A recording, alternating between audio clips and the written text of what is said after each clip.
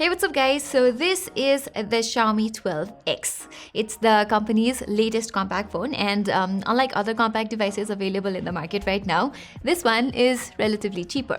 It is priced at 77,000 rupees here in Nepal for the 256GB variant, which converts to some $600.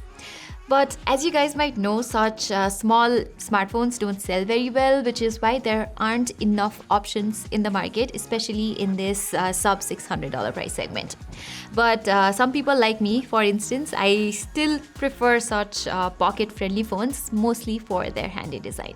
So as soon as Xiaomi announced the 12X, I bought it for myself as I haven't got to play around with such a small Android phone in quite a long time. And after using it for a week or so, it goes without saying that the best thing about this phone is its design. I mean, I cannot recall the last time I had this much fun just holding a phone in my hands. Even when I'm walking down the street, I feel like holding onto it instead of keeping it in my pocket. Everything from its curved design to weight and dimensions feels as perfect as it can be, at least for me.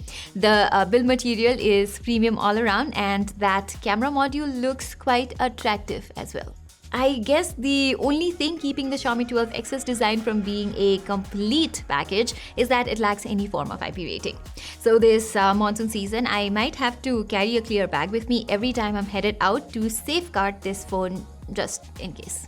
Up front, the Xiaomi 12X has a record-breaking display.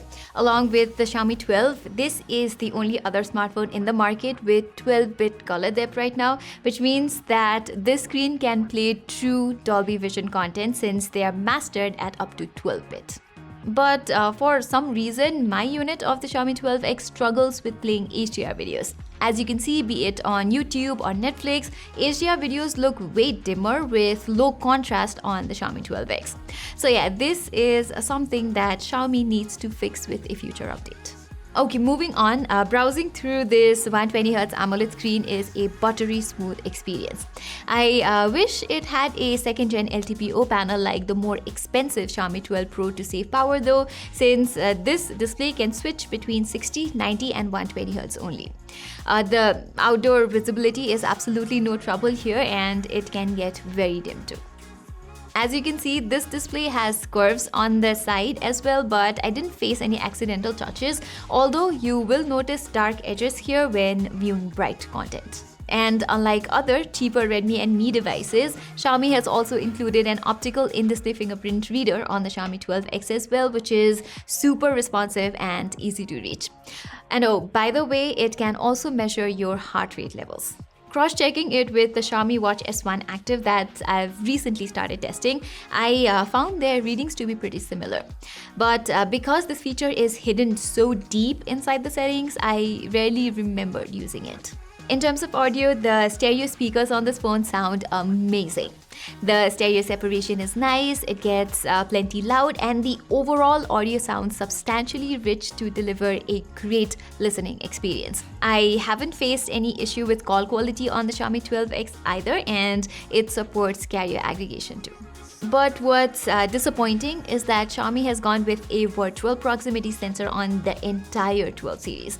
I don't know if this is just another cost-cutting measure, but this sure does not feel flagship-like, if you ask me.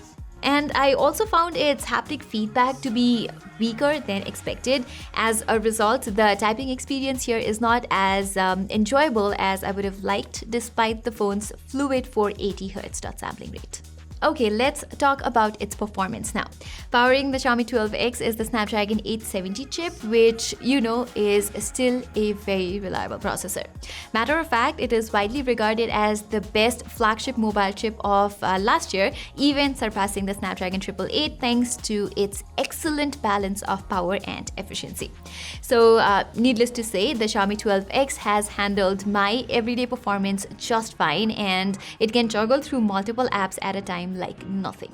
But one thing that I don't understand is why it still runs on the 2-year-old Android 11 based on MIUI 13 instead of the latest Android 12. And unlike the Xiaomi 12 and 12 Pro, the company does not guarantee 3 years of OS and 4 years of security updates on this phone either.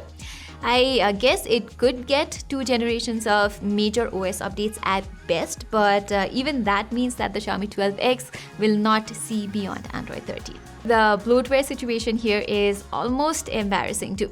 Despite Xiaomi's claims of minimal bloatware apps on the MIUI 13, the Xiaomi 12X ships with a bunch of those weird mini games, which is not the case with the more expensive entries in this lineup, by the way. On to the gaming side of things, this phone can deliver a stable 60 FPS gameplay on all popular titles like PUBG, Call of Duty, and Asphalt 9 with little to no frame drops at the highest settings. Surprisingly, its cooling system also does a good enough job in those games by keeping the temperatures in check to some extent. But to prevent overheating, Xiaomi is clearly throttling the performance of 120 FPS ready games like Critical Ops and Mech Arena by limiting them to just 60 FPS. I think it's a pretty understandable move considering the phone's small form factor that houses such a powerful Snapdragon 870 processor. Still in all, the Xiaomi 12X does heat up quite fast when playing Genshin Impact at the highest graphics with the 60 FPS option enabled.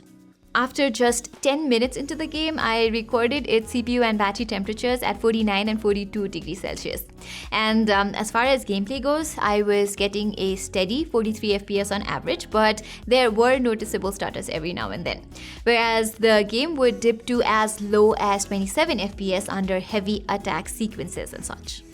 But when you're not pushing the phone to its limits under resource-hungry games, it really does not heat up that much. I recently shot an entire vlog from the Xiaomi 12X in Lumini, which is one of the hottest regions in Nepal, and we were pleasantly surprised with how well it handled the heat. The Xiaomi 12X comes with a triple camera setup led by a 50 megapixel Sony IMX766 sensor with OIS alongside a 13 megapixel ultrawide and a 5 megapixel telephoto camera. As expected from a Xiaomi phone, it prefers warm saturated colors over what's natural. So if you prefer vibrant and colorful images with nice details, I am sure that you will like what this phone offers. But its ultra-wide-angle shots are a different story altogether.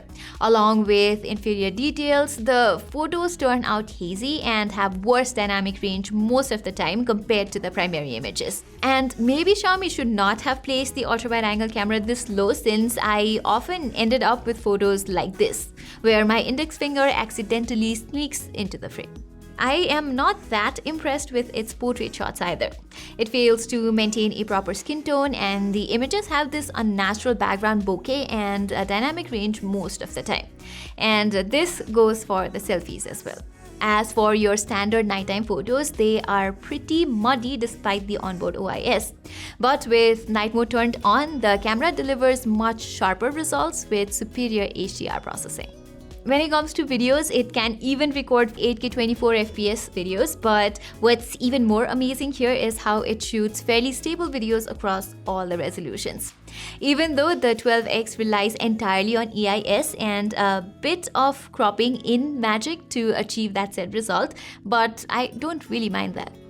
However, this is yet another Xiaomi flagship that cannot record 4K selfie videos, and its 1080p selfie videos, as you can see, has quite bad exposure control above everything else. Lastly, talking about its battery life, Xiaomi has included a fairly big 4500 mAh battery than what you will find on other compact phones like say the Galaxy S22 or the Asus 8Z. But in my usage, it struggled to last me through the day on multiple occasions. With just 5, maybe 6 hours of screen on time, if I'm being generous, I found myself plugging it into the charger more often than ever. Plus, its overnight battery drain is a bit excessive as well, with around 5 to 8% charge lost on average. You do get a 67-watt fast charger inside the box, which fully charges this battery under 45 minutes. But unlike other entries in the Xiaomi 12 series, this one does not do wireless charging. Okay, let's wrap up this review now. In spite of its mesmerizing design that is to die for, I am afraid I cannot recommend this phone that easily. I wanted to like this phone so bad, but above all, my biggest issue with the Xiaomi 12X is that it somehow does not feel like a confident standalone phone. Instead, it has hints of the classic marketing technique where a company intentionally makes a good product look less appealing to sell something that is more expensive. Going by Xiaomi's recommended retail pricing, the 12 and 12X are just $100 apart.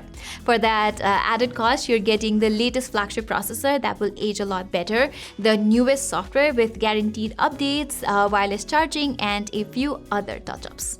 And all this could easily be worth the extra money to some people. Yet, if that does not apply to you and you're just looking for a compact yet capable Android phone, then the Xiaomi 12X is still a decent buy, especially for the nerds out there. Because despite the whole Android 11 and unsure future update situation, maybe installing a custom ROM is what you have in mind. After all, it is powered by a Qualcomm processor, which means higher chances of custom ROM development. So guys, that was it for the full review of the Xiaomi 12X. I am also coming up with a review of the Xiaomi 12 and a bunch of other smartphones pretty soon. So if you don't want to miss that, stay subscribed to our channel and don't forget to hit that bell icon. Saying this, I am Pratima and I'll see you soon.